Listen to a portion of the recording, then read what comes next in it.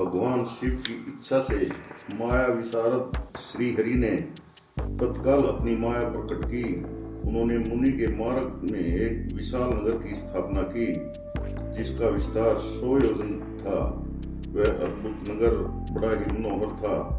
भगवान ने उसे अपने बैकुंठ लोक से भी अधिक रमणीय बनाया था। नाना प्रकार की वस्तुएं उस नगर की शोभा बढ़ा रही थी।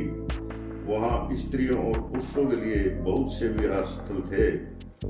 तो दोस्तों, आज मैं आपको शिव पुराण से एक कहानी सुनाना चाहता हूँ जिसमें माया निर्मित नगर में श्री नारद जी एक कन्या पर मोहित हो जाते हैं और विष्णु से अपना रूप मानते हैं।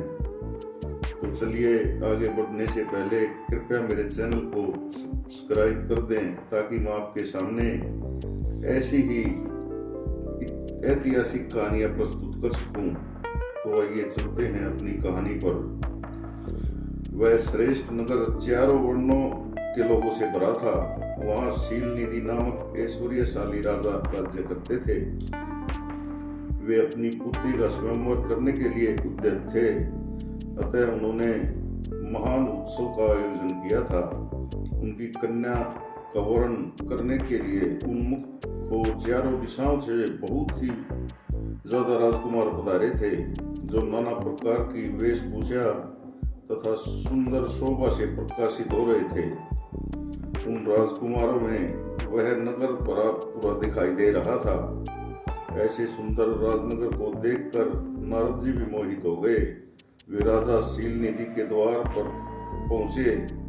मुनि श्रोमणी नारद को आया देखकर महाराज शीलनिधि ने श्रेष्ठ रत्नमय सिंहासन पर उनको बैठाया और उनका पूजन किया। उसके बाद अपनी सुंदर कन्या को, जिसका नाम श्रीमती था, बुलवाया और उससे नारद जी के चरणों में प्रणाम करवाया। उस कन्या को देखकर नारद मुनि चकित हो गए और बोले, राजन, यह देव कन्या के समान सुंदरी महाभागा कन्या कौन है? उनकी यह बात सुनकर राजा ने हाथ जोड़कर कहा, हे मुने, यह मेरी पुत्री है। इसका नाम श्रीमती है। आप इसके विवाह का समय आ गया है। अब अपने लिए यह सुंदर वर का वर्ण करेगी।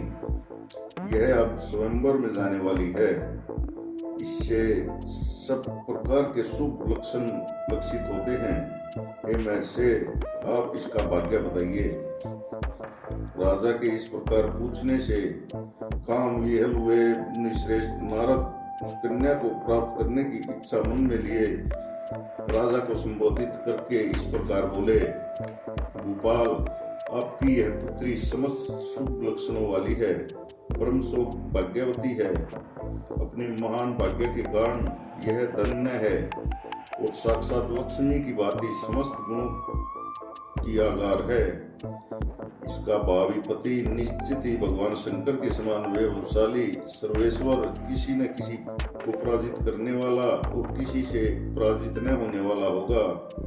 काम विजयी तथा संपूर्ण देवताओं में श्रेष्ठ होगा। ऐसा कहकर राजा से विद्या ले इच्छा अनुसार विचरण करने वाले नारद जी वहां से चले गए। वे काम से वशीभूत हो गए थे। शिव की माया ने उन्हें विशेष मोह में डाल दिया था। वे मुनि मन ही मन सोचने लगे कि मैं इस राजकुमारी को कैसे प्राप्त करूं। स्वयंवर में आए हुए नरेशों में सबको छोड़कर वह एकमात्र मेरा ही वर्ण करे, यह कैसे संभव हो सकता है? समस्त नारियों को सौंदर्य सर्वथा प्रिय होता है। सौंदर्य को देखकर ही वह प्रसन्नता पूर्वक मेरे अधीन हो सकती है, इसमें संशय नहीं है। ऐसा विचार करके काम से विहल हुए मुनीश्वर नारद भगवान विष्णु का रूप ग्रहण करने के लिए तत्काल ही उनके लोक में जा पहुंचते हैं। वहां भगवान विष्णु को प्रणाम करके वे इस प्रकार बोले, हे भगवान, मैं एकांत में आपसे सारा वृत्तांत सुनाना चाहता हूँ।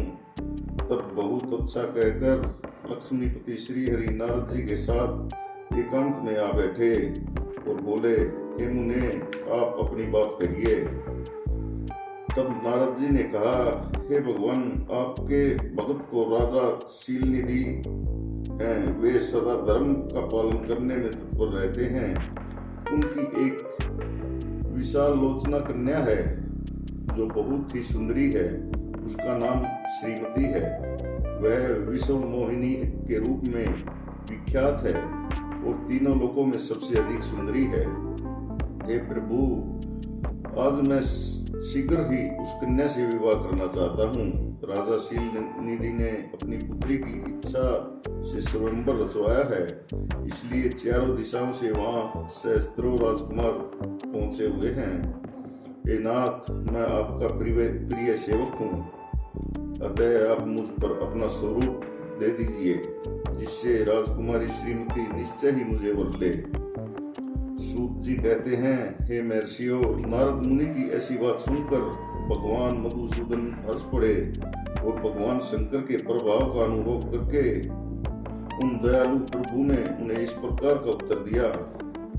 भगवान विष्णु बोले, हे मुने, तुम अपने अभीष्ट स्थान को जाओ, मैं उसी तरह तुम्हारा हित साधन करूंगा, जैसे श्रेष्ठ वेद अत्यंत पीड़ित रोगी का इलाज करता है, क्योंकि तुम मुझे विशेष प्रिय हो।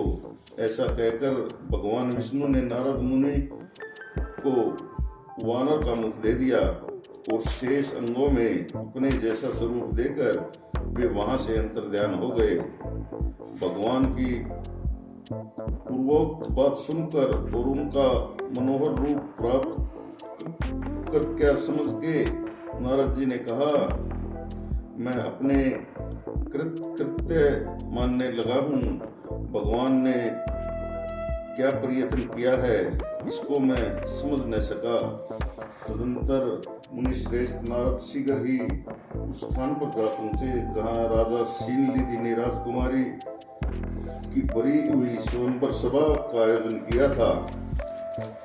हे मुनियों, राजपुत्रों से घिरी हुई वह दिव्य स्वयंवर सभा दूसरी इंद्र सभा के समान प्रतीत हो रही थी। नारद जी उस राजसभा में आ बैठे और वहां बैठकर प्रसन्न मन से बार बार यही सोचने लगे कि मैं भगवान विष्णु के समान रूप धारण किए हुए हूँ, तब वह राजकुमारी अवश्य ही मेरा वर्ण करेगी, दूसरे का नहीं। मुनि श्रेष्ठ नारद को यह ज्ञात नहीं था कि मेरा मुंह कितना क्रूप है। उस सभा में बैठे हुए सब मनुष्य मुनियों उसके पूर्ण रूप में ही देख रहे थे। राजकुमार आदि कोई भी उसके रूप परिवर्तन के रहस्य को न जान सका। वहां नारद जी रक्षा के लिए भगवान रुद्र के ही परस आए थे, जो ब्राह्मण का रूप धारण किए हुए थे। गूढ़ भाव से वे वहां बैठे थे।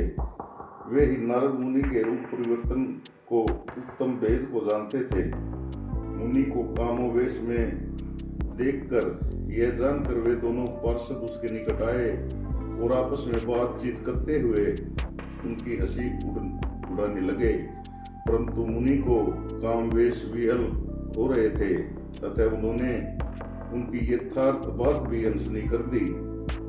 वे मोहित हो श्रीमती को प्राप्त करने की इच्छा से उसके आगमन की प्रतीक्षा करने लगे। इसी बीच वह सुंदरी राजकन्या स्त्रियों से घिरी हुई अनंतपुर में आ गई। उसने अपने हाथ में सोने की एक सुंदर माला ले रखी थी।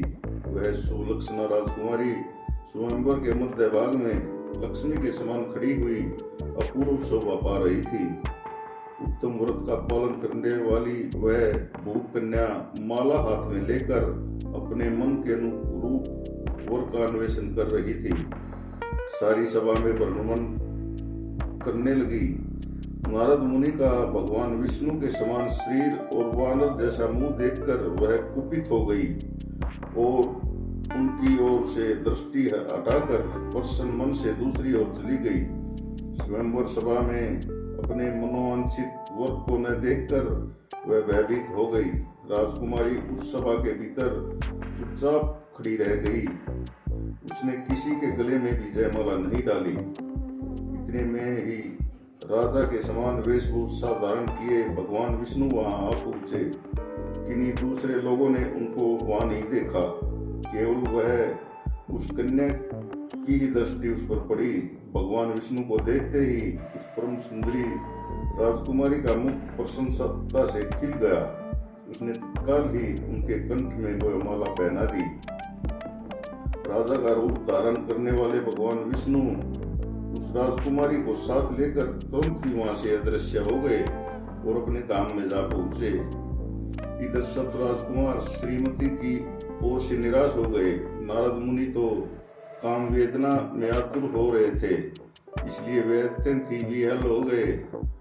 तब वे दोनों विप्र रूपधारी ज्ञान विशारद रुद्रगण काम विहल नारद जी से उसी अक्षण बोले, हे नारद, हे मुने, तुम व्यर्थ ही काम से मोहित हो रहे हो और सौंदर्य के बल से राजकुमारी को पाना चाहते हो। अपना वानर के समान घृणित मुंह तो देख लो। महर्षियों ने उन रुद्रगणों का यह वचन सुनकर नारद मुनि को बड़ा आश्चर्य हुआ।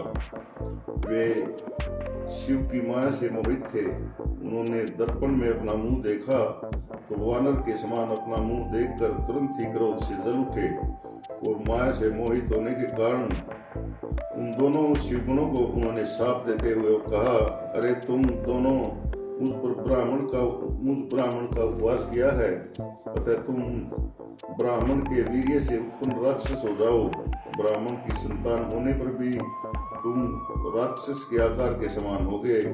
इस प्रकार अपने लिए शाप सुनकर वे दोनों ज्ञानी शिरोमणि शिवगण मुनि को मोहित जानकर कुछ नहीं बोले। ब्राह्मणों वे सदा सब घटनाओं में भगवान शिव की इच्छा मानते थे, अतः उदासी भाव से अपने स्थान से उठे और चले गए और भगवान शिव और विष्णु की स्तुति करने लगे। तो यह थी आज की कथा। आपको कैसी लगी? अच्छी लगी हो तो मेरे चैनल को सब्सक्राइब जरूर करें ताकि मैं आगे की कथा भी आपको सुना सकूं।